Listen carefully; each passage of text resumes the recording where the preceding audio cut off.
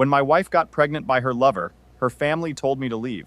I stayed calm, said one sentence, and watched their faces turn pale. Their apologies came too late.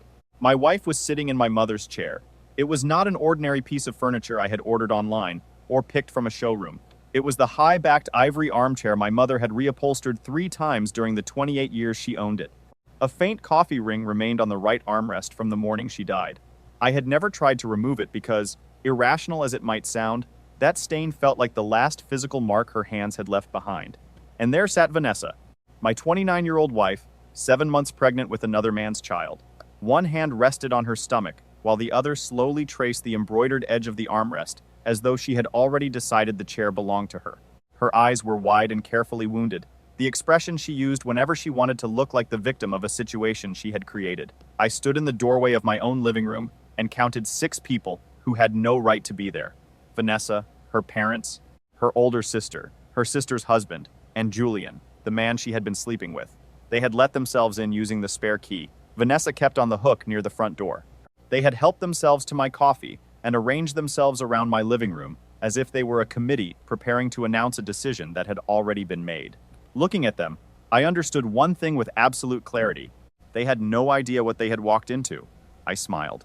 Not because anything was funny, but because I felt like a man sitting quietly at a poker table while everyone around him confidently placed bets against a hand they had never seen. To understand why that house mattered so much, you need to understand where it came from. My name is Adrian Miguel Villanueva. I am 34 years old and work as a certified public accountant, specializing in forensic accounting. That is a formal way of saying that people hire me to locate money others have hidden and to prove exactly how they concealed it. The house in Quezon City had been built by my mother, Elena Villanueva, with money she saved over 13 years while working as a nurse in Riyadh. She returned to the Philippines with swollen feet, chronic back pain, and one uncompromising goal. Her only son would never have to ask another human being for a roof over his head. My mother was not sentimental in the conventional sense. She was practical, in the way people often become after surviving years of hardship. She planned for disasters before anyone else could see them approaching. When I told her I intended to marry Vanessa, she studied her photograph and said, "She has a gentle face. Be careful around people who use gentleness as camouflage." Then she added, "The house stays in your name, only your name." I thought she was being unnecessarily suspicious. Still, she insisted on arranging the deed of donation and paid the notary herself. The transfer was completed before the wedding, and the property remained exclusively mine. Arguing with my mother about property law was like arguing with a concrete wall about whether it felt like supporting a building that day. She listened patiently, waited for you to finish, and remained exactly where she had started. 16 months after Vanessa and I married, my mother died. Her liver cancer was discovered late and progressed quickly. I held her hand at 3:40 on a Tuesday morning, while the air conditioner rattled in the background. Her voice was barely audible when she said, "The house, Adrian. Do not be soft." At the time, I thought she was talking only about property. Years later, I understood she had been warning me about far more than a title deed. Vanessa was soft in all the ways my mother had feared. I originally mistook that softness for kindness. She was warm, affectionate, and easy to be around when life was uncomplicated, but she had no ability to remain present during a difficult conversation. Whenever responsibility, money, or consequences entered the room, she seemed to disappear inside herself. I told myself those were manageable flaws. I believed I was steady enough for both of us. For 5 years, I supported every new version of the life she said she wanted. First came a coffee shop that closed after 9 months. Then an online clothing brand that lost money for almost 2 years before she quietly abandoned it. After that, she launched an events company that seemed to consist mostly of expensive lunches charged to our joint card.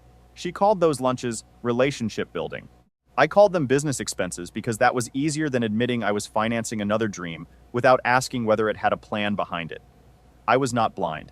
I was simply invested. Looking back, our marriage had become a sunk cost fallacy wearing the face of love. Vanessa's family appreciated that quality in me, although appreciation is not the right word. They depended on it. Her father, Roberto Reyes, owned a small hauling business that was always one breakdown or delayed payment away from trouble. At family gatherings, he introduced me to his friends as our accountant. Everyone laughed, including me. I had not yet realized it was not a joke. It was a job description Vanessa's family had assigned to me without ever asking whether I wanted it. I was the son-in-law who paid bills on time, helped when their vehicles needed repairs, covered emergencies, and never raised his voice during Sunday lunch. I fixed what broke and asked for nothing in return. That made me useful, and for a long time I confused being useful with being loved. The warning signs in my marriage arrived gradually. Vanessa came home one evening smelling faintly of a cologne I did not own. She began sleeping on the far edge of the bed with such consistency that it felt as though she were building a wall between us 1 centimeter at a time. Her phone, which had once been left anywhere, was suddenly always face down. A passcode appeared after 5 years of her never bothering to use one. She claimed she had attended a women's wellness weekend in Tagaytay, but one of her friends casually mentioned that the trip had taken place a month earlier. Vanessa began carrying a gym bag, yet the clothes inside sometimes returned home folded exactly as she had packed them. Every time something failed to make sense, I constructed an explanation for her. She was tired. She needed privacy. Her business was stressful. I was being insecure. I became so committed to being the reasonable husband that I almost reasoned myself past the truth. The first piece of evidence I could not explain away appeared on a Wednesday afternoon in September. My office building lost power, so everyone was sent home early. I reached the house at around 3:30 and found a hotel receipt lying on the kitchen counter. It had not been hidden. That carelessness made it worse. The receipt was from Seda BGC, dated September 8th, and listed a deluxe room for 2 nights, room service dinner for 2, and breakfast for 2. Vanessa had told me she was at the wellness retreat in Tagaytay from the 7th through the 9th. I stood at the counter with the paper in my hand, waiting for my body to react. My hands did not shake. I had always imagined that discovering an affair would produce shouting, broken glass, or some uncontrollable explosion. Instead, I photographed the receipt, returned it to the exact position where I had found it, and went upstairs. I sat on the edge of our bed for 2 hours. On the outside, I was motionless. Inside, I felt like a burning house being documented by a photographer with remarkably steady hands. Somewhere during the second hour, I stopped asking what explanation Vanessa might offer and started asking what I could prove. That change in focus was the only thing that prevented me from driving to the hotel or confronting her the moment she returned. I did not confront Vanessa because I understood something important from my work. Once a person knows they are being investigated, they begin destroying evidence. The next morning, I called attorney Sofia Mendoza, a family law practitioner with more than 2 decades of experience. My mother had made me save her number under the name Insurance 2 weeks before my wedding. When I protested that keeping a divorce lawyer's number before getting married seemed deeply pessimistic, my mother simply said, "Put it in your phone, Adrian." I did. Attorney Mendoza's office was on the 12th floor of a building in Ortigas. She wore her gray-streaked hair in a low bun and had the observant expression of someone who had heard every variation of marital betrayal without becoming careless about any of them. After I showed her the hotel receipt and explained Vanessa's behavior, her first question was not whether I was certain about the affair or whether I had spoken to my wife. She asked, "Whose name is on the house?" I told her the property had been transferred to me by my mother before the marriage, that the title was solely in my name, and that it had never been mixed with our marital assets. She allowed herself a small smile and said, "Your mother understood risk." Then she leaned forward and gave me the most useful advice I received during the entire ordeal. "The first thing you will want," she said, "is to make Vanessa understand how much she has hurt you. Resist that urge. People have lost homes, money, evidence, and legal advantages because they valued an emotional confrontation more than a careful plan. We are not going to make her understand today. We are going to document what happened and protect your position." Hearing that did not erase the pain, but it gave the pain a structure. Over the next 6 weeks, we built the case methodically. Attorney Mendoza introduced me to Mateo Alcantara, a licensed private investigator who had previously worked for the National Bureau of Investigation. He wore ordinary button-down shirts, spoke without drama, and carried himself like a man who had witnessed nearly every possible form of human deception. Mateo charged a flat fee, which I paid from a personal account Vanessa did not know about. I had opened that account 3 years earlier and called it Independent Savings. In retrospect, it may have been the part of me that recognized danger before the rest of me was willing to name it. Mateo delivered his report on a Thursday at a coffee shop near Katipunan. He placed a manila envelope on the table and explained what it contained. There were records of 6 hotel stays across 4 months, photographs showing Vanessa and Julian entering and leaving together, and screenshots of 214 messages obtained through a source who had legal access to them. Then he paused and said there was another fact I needed to prepare myself for. Before he could continue, I asked, "She is pregnant, isn't she?" He nodded. 7 months. I stared at the envelope and counted backward. Vanessa had known for months. During that entire time, she had slept beside me. allowed me to worry about her fatigue, and let me believe the changes in her body were stress-related. She had watched me manage our finances and plan our future while carrying another man's child. Matteo watched me carefully, probably assessing whether I was about to do something reckless. I asked whether he was certain of the timeline. He was. I asked whether Vanessa knew she had been investigated. She did not. Finally, I asked whether the evidence had been collected and preserved in a way my attorney could use. He slid a thinner envelope toward me containing his documentation and said, "I do not take cases unless I can stand behind the work." I did not cry in front of him. I waited until I was alone inside my car in the parking structure. Then I cried for 9 minutes. I know it was 9 because I watched the digital clock on the dashboard. When the 9th minute ended, I wiped my face, opened my phone, and began making calls. The next part required no private investigator because it involved the one skill I possessed better than anyone else in the situation. I examined the Reyes family's finances. I did not illegally access accounts or invent records.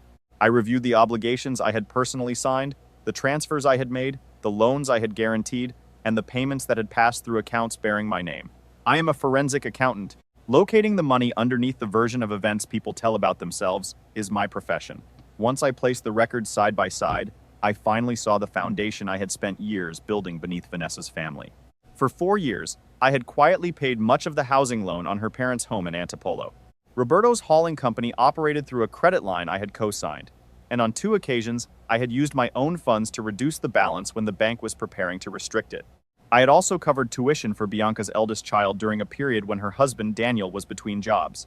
At the time, none of those payments felt like leverage. They felt like family helping family. Each transfer had been surrounded by soft language. A loan was called a gift when repayment became inconvenient, and a gift was called a loan when pride needed protecting. Under the dining room light, printed and organized by date, the situation looked very different. Every peso was traceable. Every guarantee carried my signature. Every obligation they expected me to continue supporting depended on the goodwill of the man they were preparing to discard. I learned about their planned confrontation through a phone call I was never meant to hear. It was a Sunday afternoon. Vanessa was in the garden speaking to her mother while I stood at the kitchen sink with the window open. Either she had forgotten the window was there, or she had become so confident in my passivity that she no longer thought caution was necessary. I heard her say, "Tuesday at 7. He will be home. I do not want it to become ugly. I just want it settled. Bring Dad and Bianca. Daniel can come too. Julian should be there because Adrian needs to understand this is real." When she ended the call, I remained at the sink with cold water running over my hands. They were planning an ambush in my house. Vanessa intended to arrive with the man who had gotten her pregnant and use the combined pressure of her family to convince me that stepping aside was the mature response.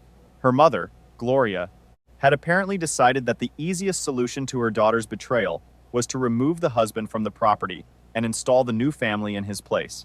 I had 3 days to prepare, and I used them. On Monday morning, I called Attorney Mendoza and repeated every word I had overheard.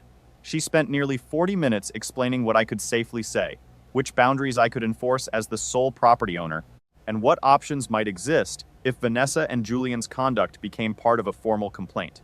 She explained that adultery remained a criminal offense under Article 333 of the Revised Penal Code, and that the evidence gathered by Matteo could potentially support legal action if I chose to pursue it. She also warned me not to make promises, threaten outcomes I could not control, or pretend that an accusation guaranteed a conviction. The house, however, was much simpler. The title was clear, the deed of donation was documented, and Vanessa's family had no legal authority to force me out. If anyone attempted to remove me physically or refused to leave after I withdrew permission for them to remain, I could contact the authorities. Before ending the call, Attorney Mendoza said, "Based on what you have described, they are entering that room believing they have all the leverage. They do not." Tuesday evening, I watched them arrive one by one. Gloria entered first, small and sharp-eyed, wearing the expression she always wore when she had decided she was right before hearing anyone else speak. Roberto followed, heavy-set and silent, a man who had accepted years of my financial help without once showing serious interest in my work or my life. Bianca came next, accompanied by Daniel, who at least had the decency to look uncomfortable. Then Vanessa walked in with Julian's hand resting at the small of her back. Julian was younger than I expected from the photographs. He had the confidence of someone who had not yet experienced a consequence large enough to change how he moved through the world. As he entered, his eyes traveled around the room slowly, taking in the hardwood floors, the high ceiling, the shelves, and the furniture. It looked less like admiration than inventory. Vanessa crossed the room and lowered herself into my mother's ivory chair. That was the moment something inside me became completely still. Not when I found the hotel receipt. Not when Mateo confirmed the pregnancy. Not even when I overheard the plan. Watching Vanessa settle into that chair and touch the embroidered armrest as if she had already inherited it, removed the final traces of confusion from my mind. I had prepared coffee before they arrived and placed cups and biscuits on the table. It was not hospitality. I wanted them seated, comfortable, and committed to the performance they had planned. I took the plain wooden chair near the bookshelf and waited while they arranged themselves into the shape of a family tribunal. They had come expecting an emotional husband they could overwhelm. I intended to let them believe that expectation for as long as it remained useful. Gloria set down her cup with a deliberate clink and folded her hands in her lap. "Adrian," she began, "what is done is done. We are all adults. Vanessa is carrying a child, and whatever the circumstances, that child needs stability." She paused and looked around my living room. "This is a stable home. You are still young. You can start over somewhere else. The reasonable thing is for you to step aside so everyone can move forward peacefully." She did not ask whether I was all right.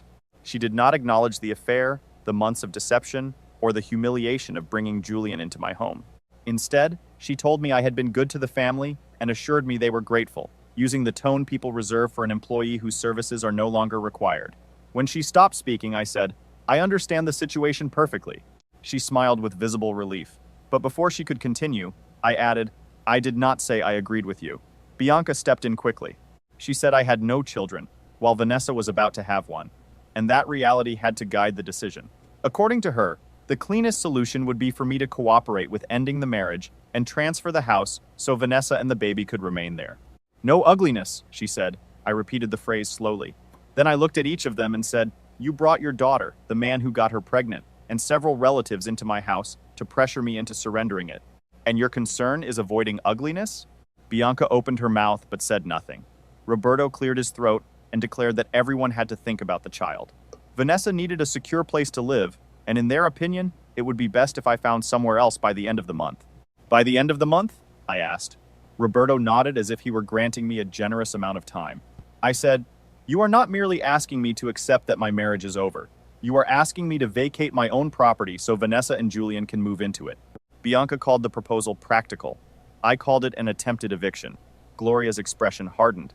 "Do not be dramatic," she said. "Nobody is evicting you. We are asking you to do the decent and generous thing. A real man accepts when a marriage has ended and walks away with his head high instead of turning one woman's mistake into a war." I studied her for a moment before answering. "You entered my home with 6 people, including the man my wife is carrying a child for, and told me I should leave. Yet you are worried that I might be the one starting a war." Gloria looked away. Vanessa shifted in my mother's chair, pressed a hand to her stomach, and lowered her eyes. "I never wanted to hurt you," she said softly. "Julian and I love each other. Every child deserves a father and a stable home." While speaking, she glanced around the room again. I could almost see her imagining the life she intended to build there after I disappeared. At that moment, I knew they had finished presenting their case.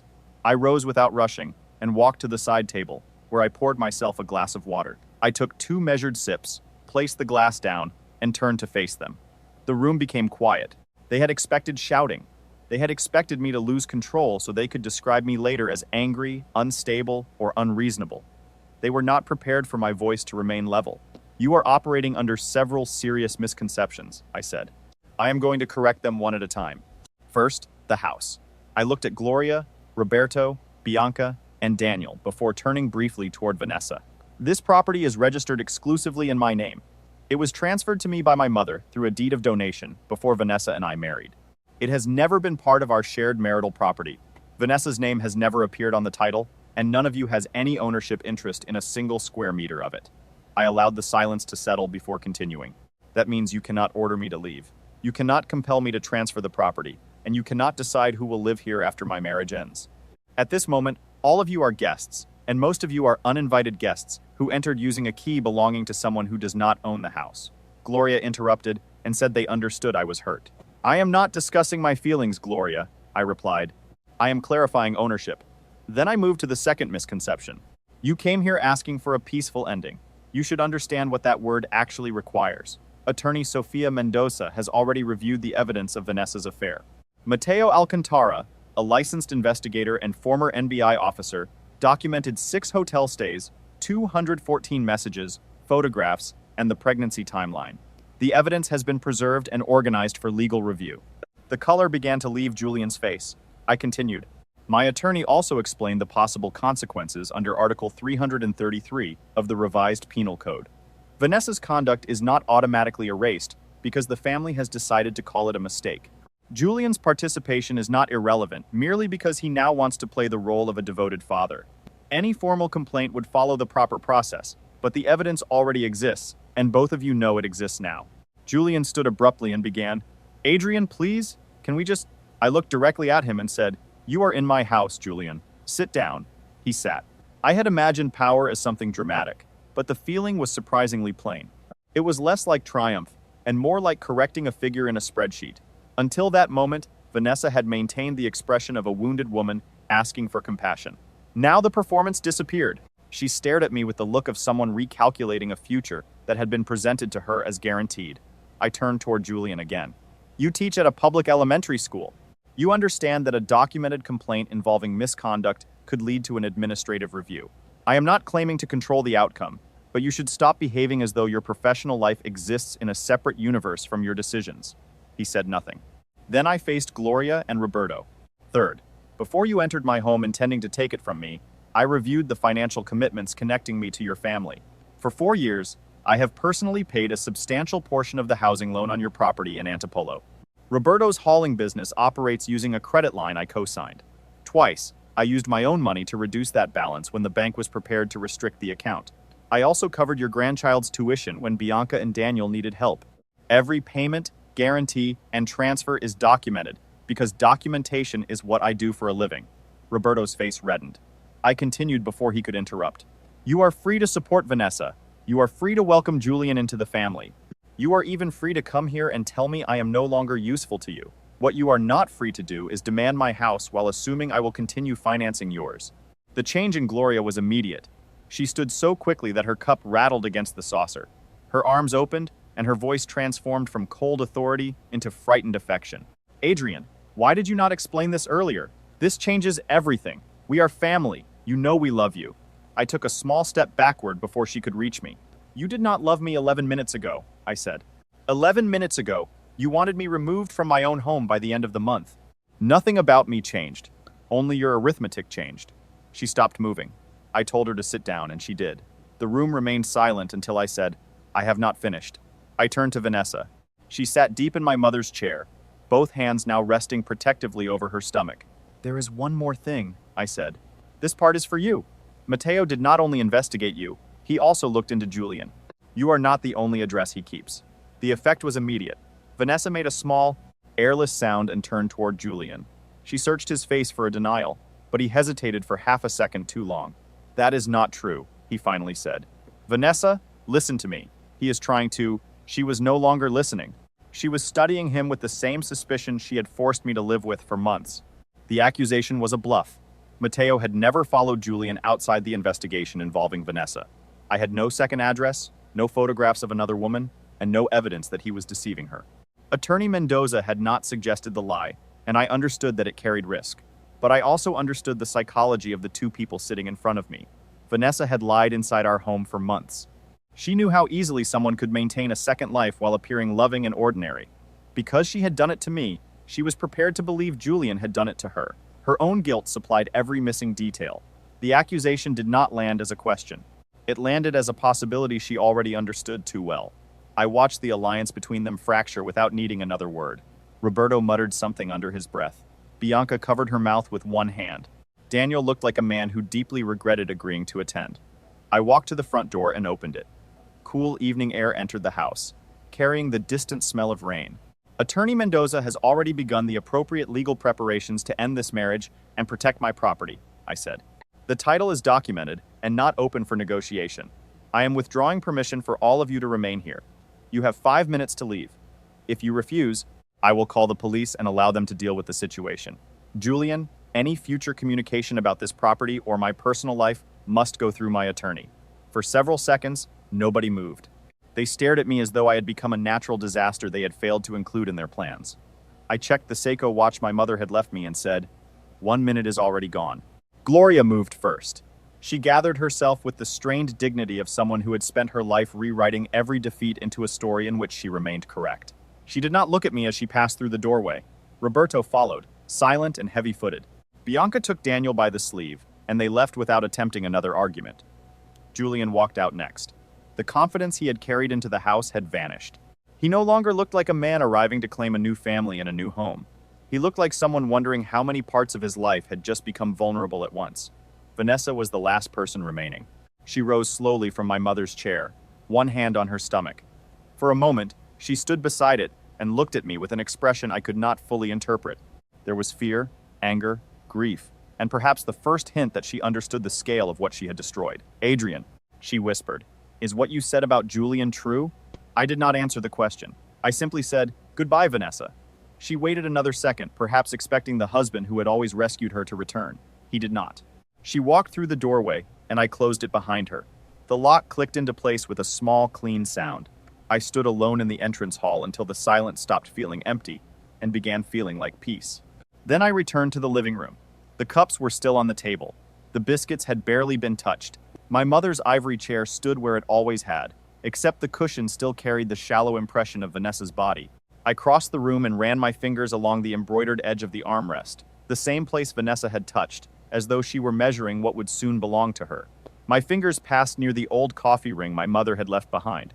For 5 years, I had mistaken surrender for patience, financial dependence for family loyalty, and softness for love. I had believed being a good husband meant absorbing every disappointment quietly and solving every problem without asking what the people around me were contributing.